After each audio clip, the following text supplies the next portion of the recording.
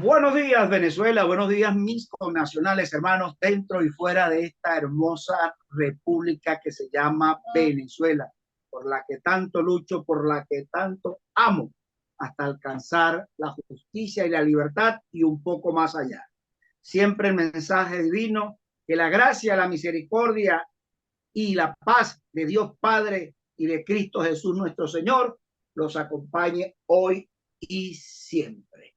Amén. Consciente de que a través de MCN TV Internacional, tu canal de YouTube, de Noticias MCN Venezuela, tu blog pop, de Noticias MCN Venezuela Radio a través de la APP Senior Player, de nuestros aliados de Siga Toca TV Venezuela, de Siempre Venezuela Siempre, allá en el norte de Santander y en la Guajira colombiana, nuestro querido Alan Peralta y siempre el amigo que siempre nos habla desde allí para toda Colombia entera y el Caribe, así como Laura Cabriera allá en Europa, en la mancomunidad alemana, francesa, hasta el norte del África, y toda la gente de GTTR para los Estados Unidos y el mundo.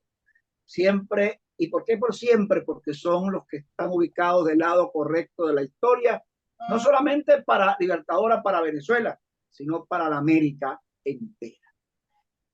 Tengo un invitado de lujo, como siempre lo he dicho, privilegio tenerlo con nosotros, el doctor Humberto Calderón Berti. Hoy está dispuesto a hablar de todo, pero a también asumir un compromiso serio que queremos los venezolanos, que tome la decisión que tanto estamos esperando cientos de venezolanos. Bienvenido, mi querido doctor Humberto Calderón Berti.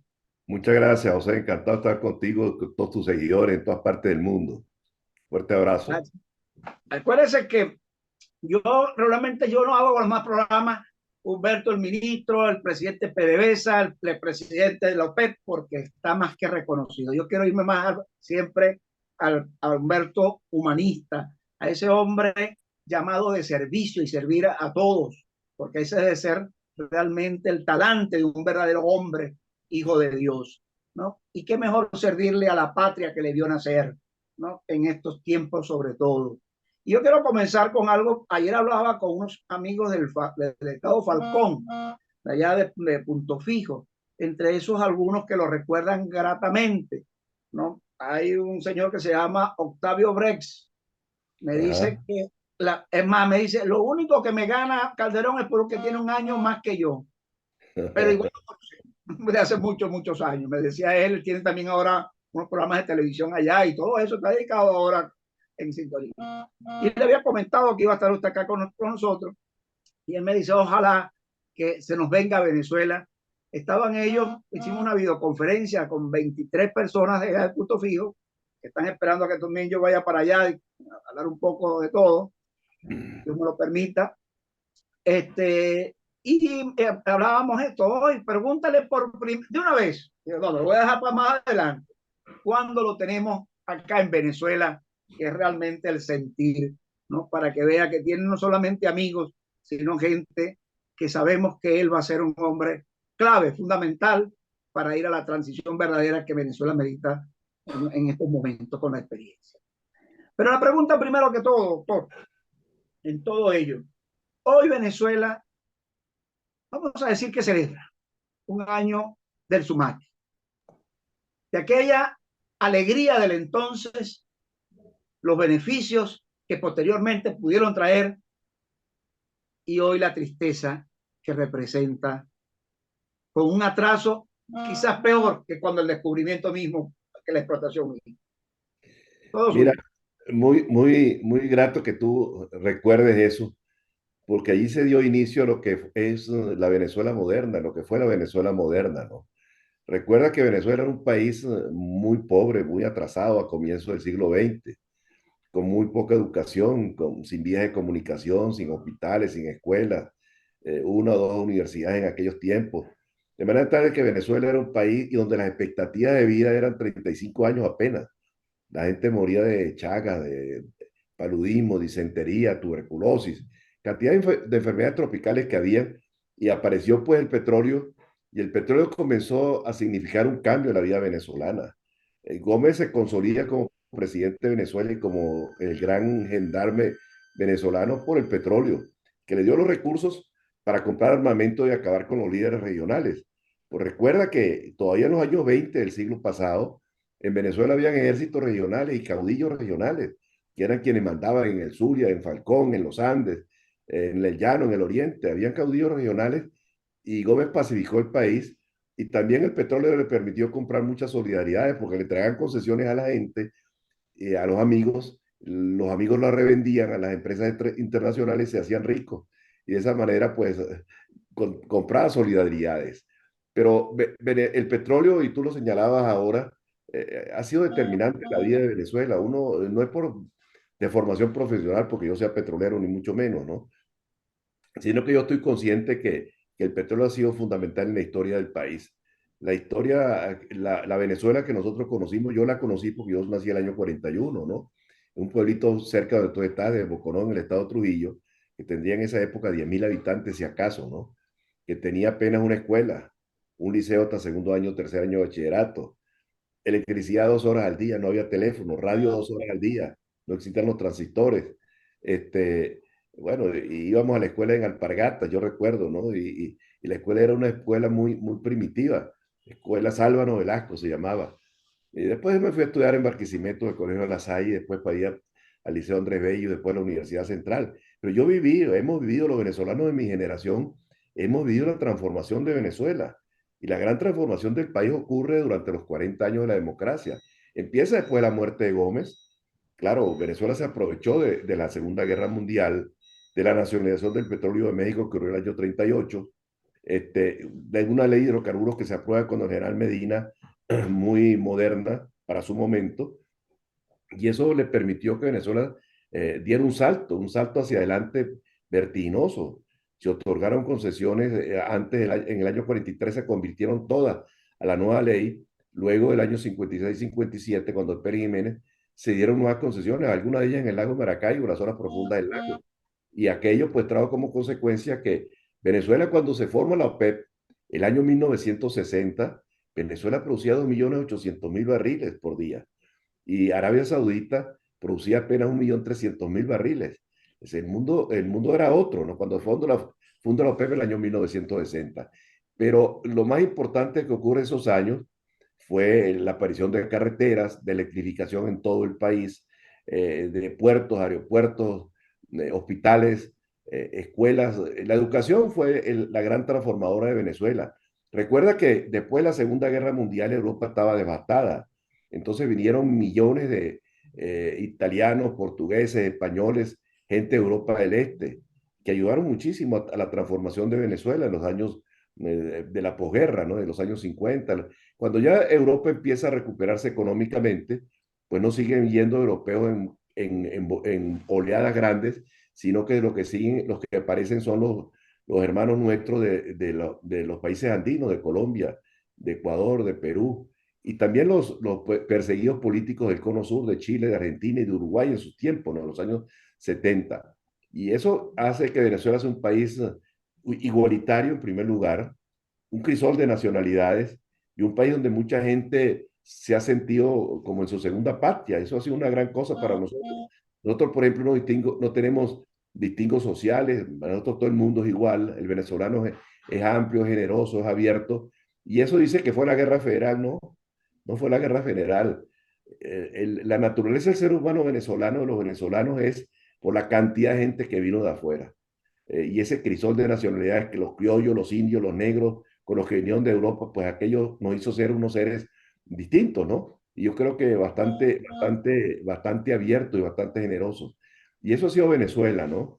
Ahora, yo soy un convencido, José, que la gran recuperación de Venezuela va a requerir del petróleo. El petróleo es el gran instrumento para la recuperación de Venezuela. Con la industria petrolera, petróleo de Venezuela redimensionada, achicada, reestructurada y también con una apertura petrolera bien amplia, que vengan... Nunca privatizada. ¿Ah? Nunca privatizada. Una parte, Petróleo de Venezuela debe ser una empresa pública que tenga una dimensión distinta. Hoy por hoy Petróleo, y muy poca gente lo sabe, tiene más de 200 empresas que dependen de ella. Eso no tiene ningún sentido. Empresas de alimentos, de vivienda, programas educativos, toda esta serie de cosas. Petróleo debe hacer lo que le corresponde hacer, producir, explorar, producir, refinar y vender. Pero la gran transformación del sector petrolero venezolano, José, va a venir es por una apertura petrolera. Una nueva ley de hidrocarburos moderna, competitiva, ágil, que dé seguridad jurídica a la gente y que venga la gente a invertir. Pero fíjate, hoy pensaba yo, esta mañana hablaba yo con un paisano tuyo que me vino a visitar y yo le decía, ¿por qué los jóvenes venezolanos, los venezolanos que están trabajando en Arabia Saudita, en Kuwait, en los Emiratos, en Qatar, en los Estados Unidos, en Canadá, en México, en Colombia, los petroleros me refiero yo, esto es válido para todas las otras profesiones, pero los petroleros que aprovechen su estada en esos países para que el día de mañana, cuando haya una transformación en Venezuela, haya un cambio político en Venezuela, ellos puedan venir de la mano con capitales de esos países a ser empresarios privados en Venezuela.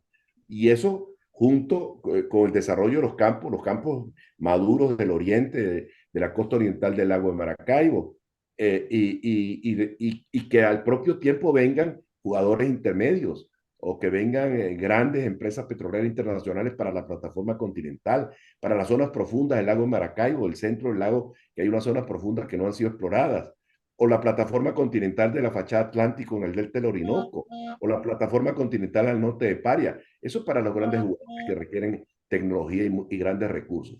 Pero yo creo que hay centenares de campos donde muchos empresarios venezolanos pueden trabajar y que regrese la riqueza de Venezuela, las empresas de servicios. Tú recuerdas, en la costa oriental del lago Maracaibo habían decenas de grandes empresas de servicios lacustres y otras de servicios petroleros en general, que fueron algunas de ellas incautadas, que nunca se les pagó nada a sus dueños. Esas empresas deben ser devueltas, recuperadas, de ser posible, y que volver a convertir en la costa oriental del lago Maracaibo en una zona de riqueza, que haya oportunidades, que la gente no esté matando tigres, que la gente no sea lo que se llaman ahora emprendedores haciendo empanadas, que es muy bueno, la empanada y el café, sí, como no, pero que haya empresas Así, así no se desarrolla un país. no se desarrolle un país, ¿no? Y que eso también sea válido para la gente del oriente de Venezuela, del Tigre, del Tigrito, de Anaco, ¿me entiendes? De la gente cerca de Maturín, de Punta de Mata y todos esos campos petroleros, o la gente del sur de Monagas en Temblador. Y todas esas son zonas que pueden ser emporios de riqueza, porque resulta, José, que la industria petrolera no es solamente lo que es sacar el petróleo, son las empresas de servicio. El petróleo tiene un efecto locomotora sobre el resto del país muy grande, de las actividades económicas me refiero. Ahora, por supuesto, que no se puede decir uno petróleo y más nada, no. Petróleo y otras cosas. Aprovechar, por ejemplo, la belleza turística que tiene Venezuela, en la playa, en la montaña de los Andes para la gente del Caribe, o la zona de Guayana, que es una cosa extraordinaria. Tú puedes construir el Arco de Triunfo, tú puedes construir la Torre Eiffel, pero tú no puedes construir los tepuyes de Guayana, ¿no? Eso es una belleza extraordinaria. Y, por ejemplo, en el caso de España, esta mañana me entrevistaba a alguien y me hablaba del intercambio Venezuela-España.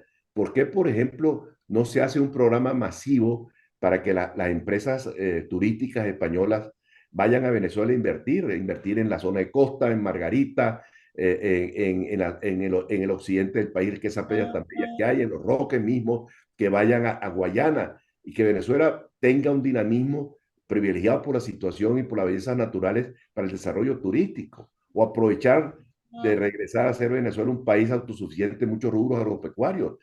Nosotros fuimos desde la época de la colonia exportadores de café, de cacao. En muchas oportunidades fuimos autosuficientes en arroz, en caña de azúcar, bueno, en sorgo, en muchas otras actividades agropecuarias. Y Venezuela tiene gran potencialidad también para frutas tropicales. Hay experiencias muy interesantes de producción y exportación de frutas tropicales en la mesa de Guanipa, que en el fondo es un gran lago, porque la mesa de Guanipa tiene mucha agua subterránea a poca profundidad. O sea, y Venezuela también tiene condiciones excepcionales en la Guayana. ¿Por qué? Porque tienes la electricidad, tienes el valor de los ríos y tienes las empresas, tienes hierro, tienes las acerías que hay que reacondicionarlas porque están dañadas, fueron dañadas, tienes la bauxita, tienes las plantas de aluminio que también hay que rehacerlas, Yo creo que hay que entrar en un proceso de privatización de empresas del Estado para que el Estado se dedique a lo que tiene que dedicarse, que es a la educación, porque la educación es el puntal de desarrollo de un país. Sin educación no hay nada. Educación de toda la naturaleza, educación universitaria, educación técnica, educación en términos generales, como artesanos, etcétera, pero que haya que la gente tenga oficios productivos y que la gente no deje de estudiar por ser pobre, que se le ofrezca la oportunidad a la gente para poder estudiar. Y lo mismo con la salud, que es otra área prioritaria para el Estado en Venezuela, para todos los estados, pero particularmente en Venezuela, donde la salud está en una situación precaria, que la gente no tiene recursos para acudir a la salud, a operarse, a cualquier tipo de tratamiento, y cuando tienen que llevar a sus propios instrumental de inyecciones, gasa, alcohol, algodones, medicinas, etcétera. Bueno, tiene que haber una salud pública barata, que la gente no se muere porque no tiene dinero, y que los servicios públicos funcionen, que llegue agua a las ciudades. Venezuela tiene mucha riqueza hídrica, tiene que llegar agua a las ciudades, ¿me entiendes? Y tiene que llegar electricidad. Hoy la electricidad es un lujo, ¿me entiendes? Hay cortes eléctricos en todas partes de Venezuela, a excepción de Caracas, prácticamente todos los días, teniendo Venezuela gran potencialidad hidroeléctrica, pero gran capacidad también por el gas que tiene. Se está quemando en el oriente del país, José, 2.000 millones de pies cúbicos de gas por día, de los 3.000 millones que se producen en toda Venezuela. El consumo nacional de gas, 1.000 millones. Se queman 2.000 millones. Ese gas se puede recoger y se puede hacer llegar a los hogares, se puede hacer llegar a las plantas petroquímicas para producir amoníaco, producir urea, que también dan oportunidades de trabajo para la gente. ¿Entiendes? Venezuela tiene todas las condiciones para ser un país del primer mundo, pero para ello, insisto, tenemos que tener educación de primera.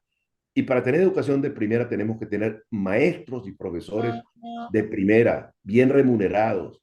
Es decir, los médicos, los maestros y los enfermeros, los sanitarios y las fuerzas de seguridad, que no estén dedicadas a matraquear a la gente, sino que tengan salarios dignos, que puedan mantener a su familia, tanto la policía como los miembros de las Fuerzas Armadas, y de esa manera, concentrado el Estado en esas actividades, lo demás lo puede hacer el sector privado, dando reglas de juego claras, dando seguridad jurídica y sin acosar al productor privado en todo el territorio nacional. Doctor, pero hay dos puntos que quisiera, que están en el tapete, como dicen, ¿no? Ahorita en este momento. Usted dijo que usted trae una campaña de la cual le he apoyado y realmente la he compartido con todos y muchos hemos comentado sobre la necesidad de que en ese proceso de transformación política o de cambio político, de cambio de sistemas, para poder cumplir con todo lo anterior expuesto por usted, que estamos claros que ese es el norte, la Venezuela de lo posible, como dijo el hombre aquel en una oportunidad, Arturo Pratete, la Venezuela de lo posible, ¿no? Pero para lograr eso, lógicamente tiene que haber un cambio de timón, indiscutiblemente. Y no solamente de un quítate tú para ponerme yo, es decir, no es un tema de cambio de gobierno, es un cambio de sistema, inclusive, ¿no? Pero que no puede haber improvisaciones, ¿no? No puede haber, digamos, con gente que no tiene la experiencia, ¿no? Por cuanto volveríamos a cometer lo mismo, ¿no? Ya lo probamos.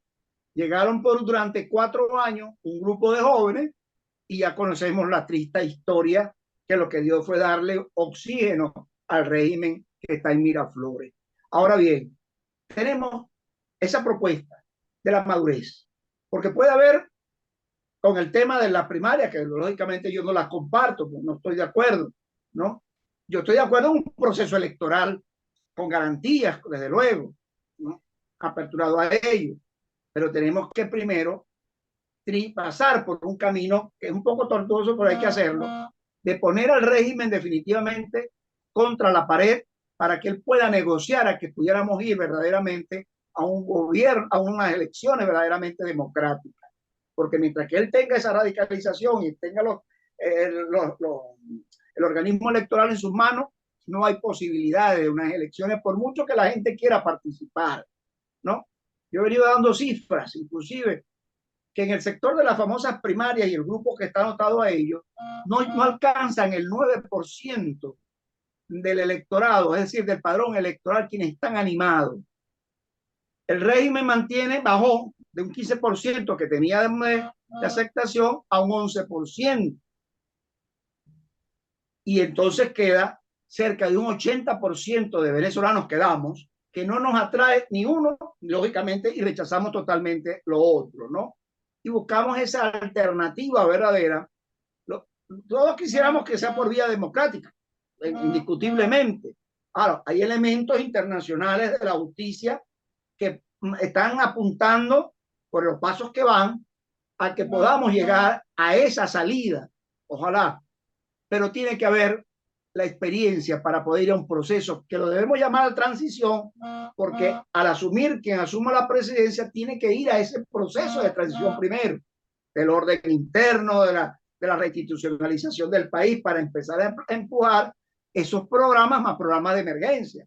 Pero solamente, inclusive, el tema de las Fuerzas Armadas, si no hay una persona madura, seria, no madura del apellido, ¿no?, sino madura, seria, con experiencia, que pueda prepararse para ganarse el respeto y reinstitucionalizar inclusive las Fuerzas Armadas, estaríamos jugando con algo que pudiera quedar vacío. Su posición al respecto. Mira, el tema es así como tú lo acabas de definir, José. El tema es muy complejo. Y yo a veces me pregunto, hablaba hace rato con un amigo y yo le decía, ¿será que los que están aspirando, algunos de los que están aspirando, no entienden qué es lo que está pasando en Venezuela, cuál es la situación del país?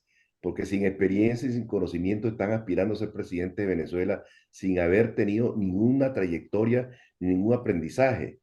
Y yo creo que eso es un acto como de temeridad, por no decir una cosa más dura, ¿no? Porque el país está prácticamente en el suelo. No hay un solo sector venezolano que esté funcionando bien. Ni el sector petrolero, ni el sector eléctrico, ni el sector industrial, ni de educación, ni la salud. Y las Fuerzas Armadas están también muy maltrechas y muy debilitadas. Entonces, el primer gobierno que surge en Venezuela, que yo estoy de acuerdo contigo, tiene que ser un gobierno de transición. Es un gobierno que va a tener que tomar muchas decisiones que van a tener un inmenso costo político, que no todo el mundo está dispuesto a tomarlo, ¿me entiendes? Y que tampoco hay espacio para la improvisación ni para el aprendizaje, ¿no? Yo creo que lo ideal sería combinar la experiencia de la gente con la gente joven, porque uno llega a aprender porque llega joven a trabajar. Yo llegué a trabajar al ministerio cuando tenía 23 años, pero no me nombraron ministro el año siguiente. Yo pasé muchos años trabajando y dentro de la escalera para llegar a ser ministro de Energía y Minas, ¿entiendes? Y después a presidente de Petróleo de Venezuela. Eso toma tiempo y yo creo que lo saludable para el país es que junto con la gente de experiencia, y yo no estoy hablando gente de 50, no, pueden ser gente de 60, de 70, de 80 años que estén bien físicamente y mentalmente.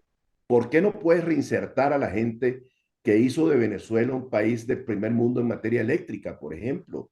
El 97% del territorio nacional está electrificado. Ponga a la gente que sabe de eso, que tuvieron la experiencia con gente joven, para que le pasen la posta posteriormente. Igual dentro del sector petrolero.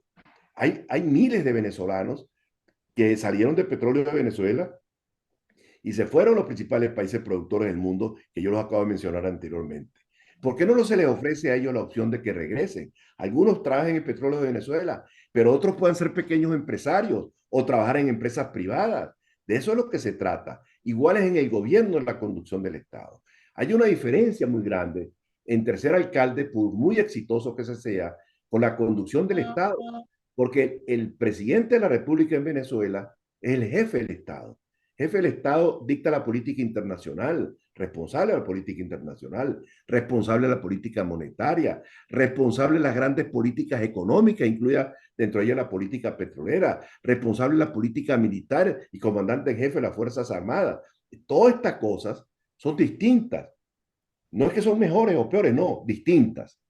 Porque alcalde es ornato de la ciudad, es la limpieza de la ciudad, es la vialidad de la ciudad, pero ser jefe del Estado es un poco distinto, ¿me entiendes? Y eso es lo que hay que interiorizar.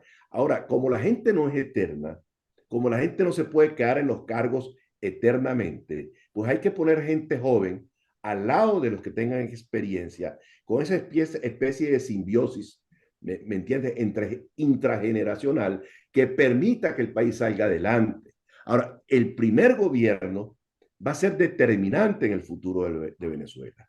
Si no se hacen las cosas bien hechas en la transición, la democracia nunca se va a recuperar en Venezuela.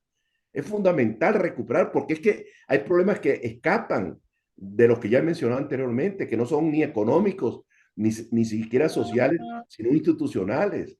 Tienes por delante la reinstitucionalización del sistema judicial, que está en muy precario estado. Tienes el problema de las Fuerzas Armadas, que también hay que reinstitucionalizarla. Y hay que venga un deslinde de responsabilidades y un balance de poderes. No puede ser que el gobierno ejecutivo tenga el control absolutamente de todo, porque no hay balance, porque la democracia son los balances entre el poder ejecutivo, el poder judicial, el poder legislativo, que haya contrapesos para que la cosa funcione, no gobiernos cuasi dictatoriales o personalistas, porque eso no es lo que conviene. Y tiene que llamarse a todo el mundo sin distingo político. No puede haber sectarismo político en estas cosas. No se puede excluir a nadie porque piense distinto a uno. No se puede excluir a la gente porque simplemente no sea militante de un partido determinado. Hay gente de todos los partidos, pero la condición de ser militante de un partido no es la credencial para llegar a un cargo, es el conocimiento, es la preparación, es la idoneidad, es la honestidad y la transparencia. Esas son las condiciones que hacen falta. ¿Me entiende? Usted escoge los que haya donde estén. Y algo que es importante también, o sea, es que hay que tener también mucha consideración al aspecto de que Venezuela es un país que está muy fragmentado. Entonces se requiere que haya conciliación, se requiere que haya unión entre los venezolanos. Yo creo, esto no significa impunidad, ¿no? Eso no significa que los que han violado los derechos humanos y han perseguido a la gente queden impunes en esos delitos, ¿no? Tampoco significa que los que han cometido delitos contra la cosa pública queden impunes, no.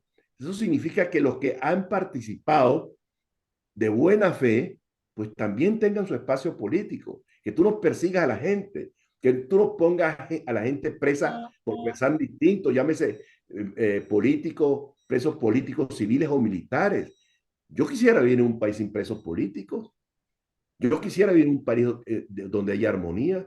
Yo quisiera vivir en un país donde uno pueda sentarse con un adversario político a comer, a tomarse una cerveza, a tomarse un whisky o un ron y a conversar como hacíamos antes. El hecho que seamos de diferentes ideologías políticas no significa necesariamente que tengamos que ser enemigos, porque eso no puede ser.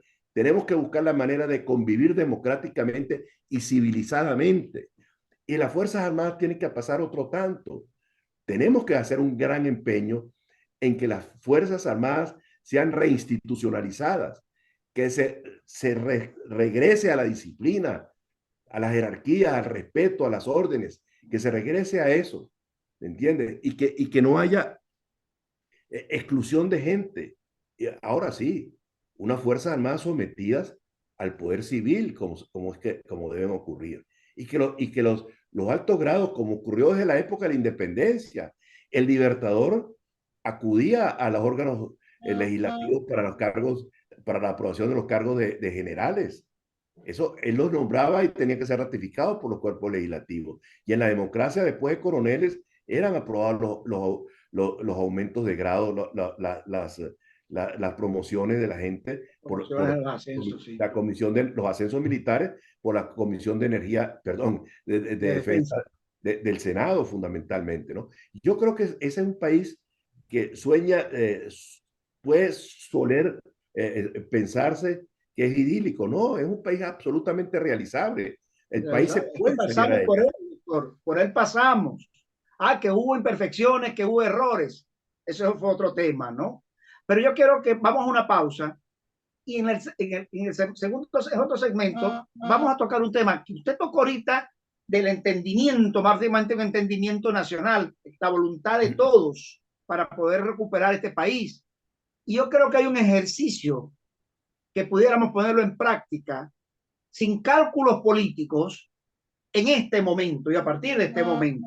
Se trata del Esequibo y la lucha por la recuperación del Esequibo, que todavía tenemos una oportunidad inmensa dentro de 10 meses para poder luchar por él y decir que es nuestro definitivamente. Pero vámonos a la pausa, porque ese es un tema de interés nacional que está por encima del carácter politiquero inclusive, porque es algo nuestro definitivamente. Director, vámonos a la pausa.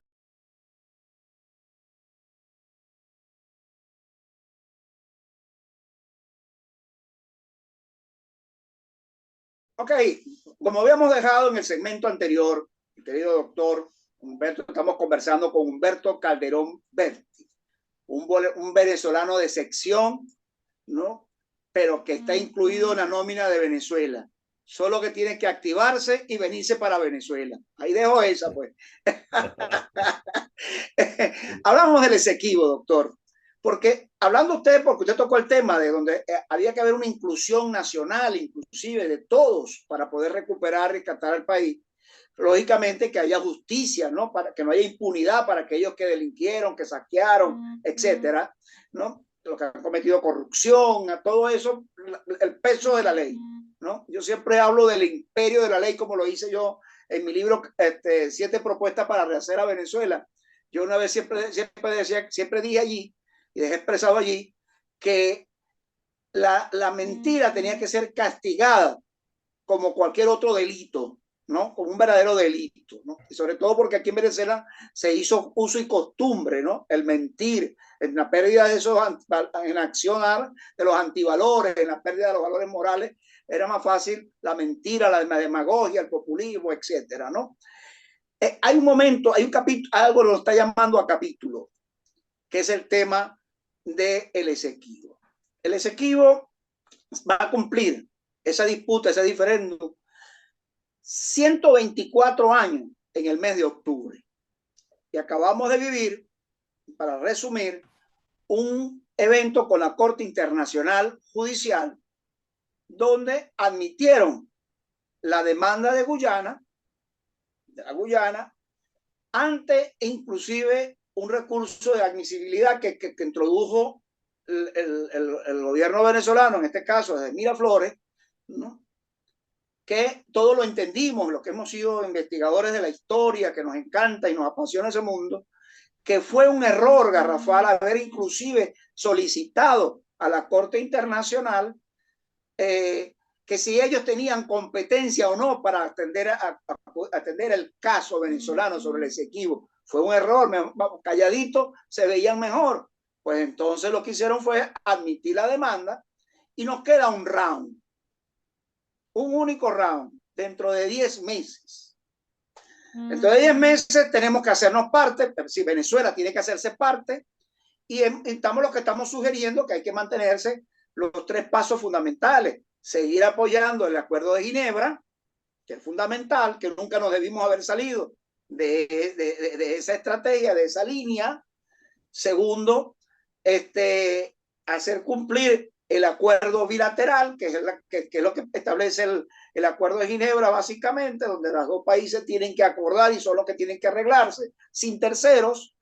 Y finalmente, el mantener que Venezuela, tanto histórica como jurídicamente, ¿no?, tiene el derecho sobre el Esequibo, el que está en reclamación, que nunca debió haber estado en reclamación y que fuimos objeto de esa estafa que nos hicieron en 1899. Pero las oposición, tanto oposición como los políticos, por años se quedaron demasiado callados con ellos y llegamos a esto. En este momento, doctor, yo creo que es un momento de hacer un llamado nacional, porque esto no es, como dije en el segmento anterior, esto no es un tema de cálculo político, esto es un tema de todos los venezolanos y que hay que rendirle cuenta a esta y a las nuevas generaciones, porque ya basta que nos sigan quitando territorio. ¿Cuál es su posición en torno a este tema? Y que incluye ahí de una vez, por cierto, el tema petrolero, porque sabemos que ahí hay bastantes reservas petroleras y creo que es lo que mueve no solamente a la ExxonMobil, sino al gobierno guyanés, lamentablemente entregado por venezolanos a ese plan, y que une inclusive, y aclarar el tema del Orinoco, de la franja del Orinoco, que también tenemos petróleo, pero estamos en las condiciones que estamos, aunque una con la otra por separado, pero tenemos que ver eso también para el futuro de Venezuela.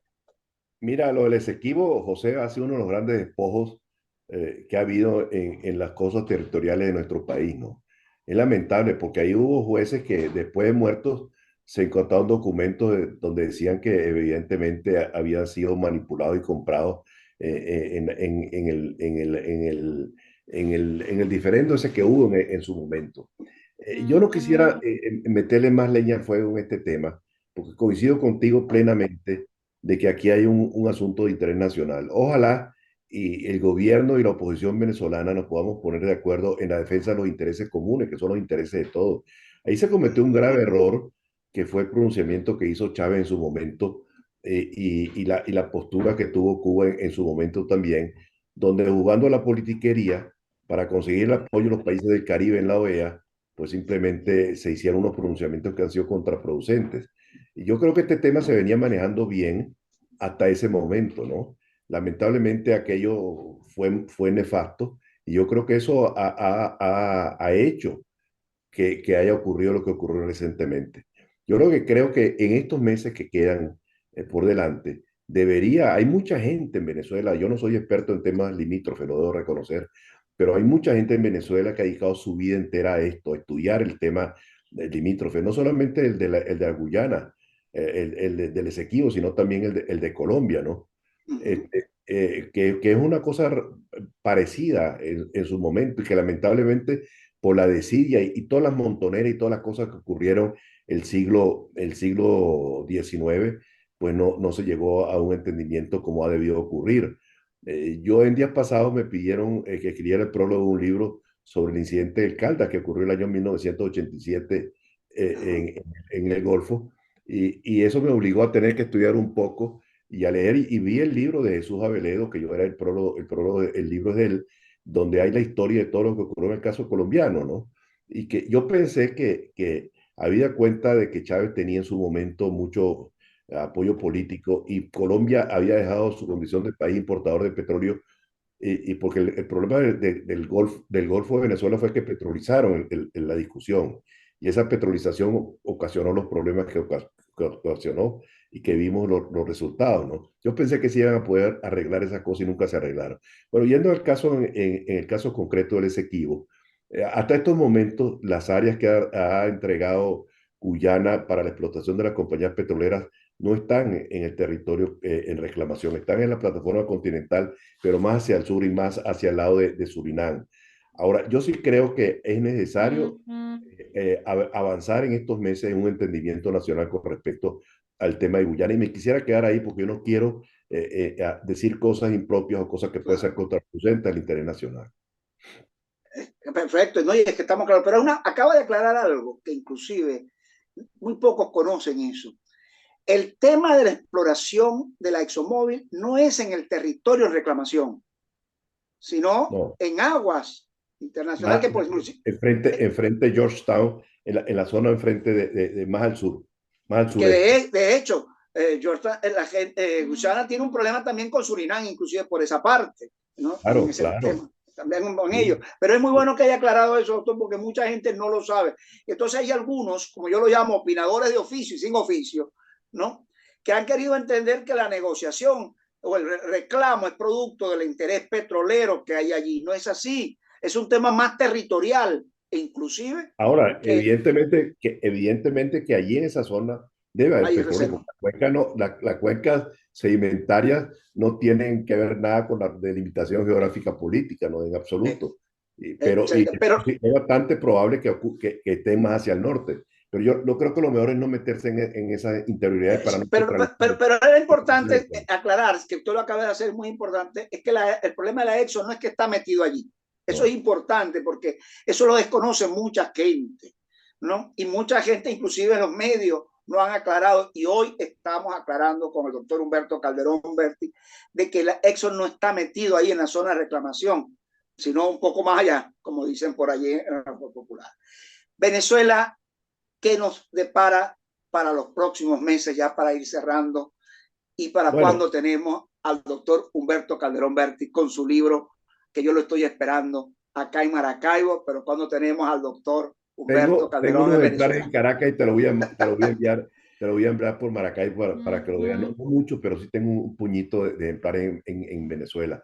Yo quiero hacer un recorrido por ciertas zonas del país para hacer la presentación formal del libro, que es un libro que yo tenía mucha ilusión Excelente, sí. de tenerlo, ¿no? Y de escribirlo, lo escribí en la pandemia y aquí y lo presenté aquí en España y se está vendiendo en Amazon se está vendiendo, pero yo básicamente quisiera presentarlo en las universidades venezolanas, en el Zulia, en Carabobo, en los Andes y en el oriente también del país y en Caracas, evidentemente. Y voy a ir pronto, estoy tratando de arreglar un asunto personal y en lo que termine, pues tomaré la decisión de irme a Venezuela. Y yo creo que esto en los próximos meses van a ser cruciales para el país, ¿no? El tema, cómo se va a arreglar el tema de las candidaturas presidenciales, se van a realizar las primarias, cómo se van a realizar. Yo no hablo mal de las primarias, simplemente es un vehículo, es un vehículo. Lo que sí me parece fundamental es que hayan ciertas condiciones. Uno, de que voten los venezolanos que están en el exterior, que deseen votar, que voten, que no haya cortapisas ni limitaciones. Y en segundo lugar, de que hayan todas las garantías, ¿no? Yo no creo que para la elección de primaria hace falta el CNE, ¿no? Pero yo creo que sí hay que avanzar, por lo menos en el tema de la votación de los venezolanos en el exterior. El que quiere votar, que vote. El que quiere participar, participe. Yo he dicho, por mi parte, que yo no voy a participar en el proceso de primaria. Yo no voy a participar en el proceso de primaria. Le he dicho a la gente, ahí está mi nombre, ahí está mi experiencia, está mi trayectoria, mis conocimientos, mi probidad como servidor público. Si ustedes piensan, los venezolanos piensan que yo puedo ser útil, con mucho gusto. De lo contrario, pues me sigo haciendo lo que he hecho toda mi vida, trabajar. Por eso es importante que cuando usted llegue a Venezuela, por cierto, aquí le tenemos un grupo de zulianos ya, el doctor César Ramos, el doctor Gilberto Urdaneta Besón, mi hermano menor, todo preparado, Grandes amigos. preparado con Oscar Belloso, por cierto, que gentilmente nos cedió el auditorio de la Universidad Rafael Belloso así, para que allí haga la presentación. Zulianos en grupo, en masa, quieren estar en ese auditorio. Muchas gracias.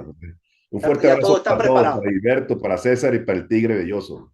Con todo gusto. Y fíjense que hay una gama, ¿no? Ahí no hay nada político, ¿no? Porque ellos han pertenecido inclusive a COPEI, ¿no? Yo no, nunca, pero sin embargo hay una amistad y un sentimiento nacional y sobre todo el reconocimiento a uno de los hombres, como lo he dicho y no me cansaré de decirlo, un venezolano de sección y que en este momento histórico, en este ahora, Venezuela lo necesita y los venezolanos consideramos que debe estar presente para el proceso de transición importante e histórico que tiene que vivir Venezuela una vez liberada la misma, desde luego, porque de lo contrario, lo dijimos ya, volver a caer en lo mismo, es decir, como dijo aquel gran hombre, hay que hacer las cosas de manera diferente para lograr resultados diferentes, indiscutiblemente, porque tenemos un compromiso con esta y con las nuevas generaciones. Para la despedida, doctor. Muchas gracias, José. Muchas gracias por la gentileza que has tenido conmigo, de brindarme esta oportunidad de llegarle a tus compañeros del Zulia, bueno, de todas partes, porque tú estás en todas partes, te ven en todas partes. Ahora, afortunadamente, que a pesar de la distancia geográfica, todos estos medios digitales pues le permiten a uno en cualquier parte del mundo seguir lo que ocurre. Yo estoy tan al tanto de lo que ocurre en Venezuela como si estuviera viviendo en Maracaibo, en Caracas o en mi pueblo. Excelente, Gracias, excelente. José, encantado. Bueno, un abrazo y no me queda despedir a mis connacionales hermanos, que siempre les digo que si Dios es con nosotros, ¿quién en contra nuestra? Justicia y libertad para nuestra amada Venezuela. Adiós, adiós.